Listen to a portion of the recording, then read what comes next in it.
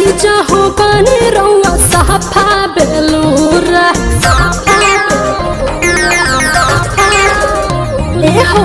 एको फरमाइश हमर कोहिनी न पूरा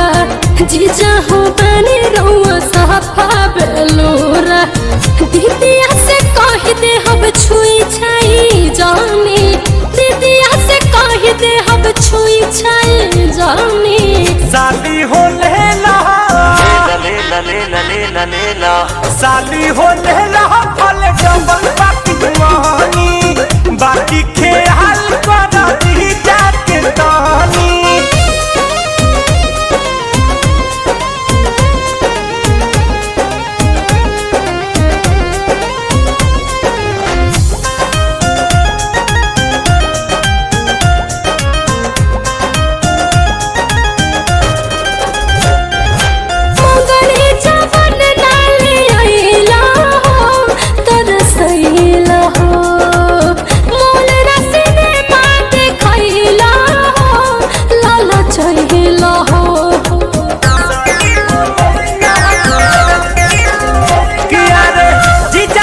कही के मुआ महतारू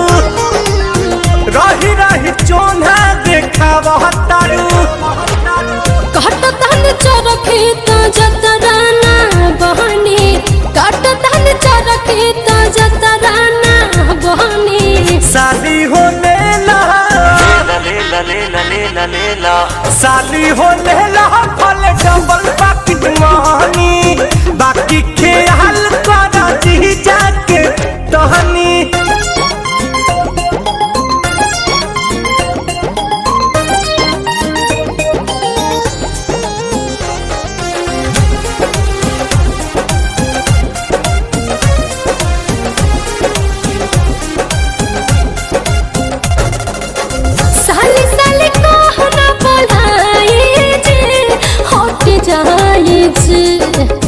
दिलवा के साथ न पुराई जे ना घुमाई जे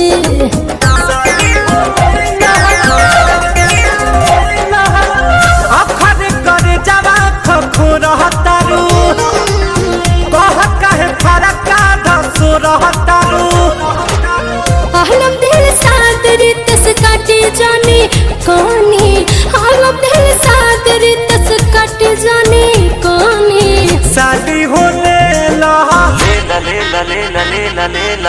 साली हो लेला फल डबल बाकी दुआनी बाकी खेल कर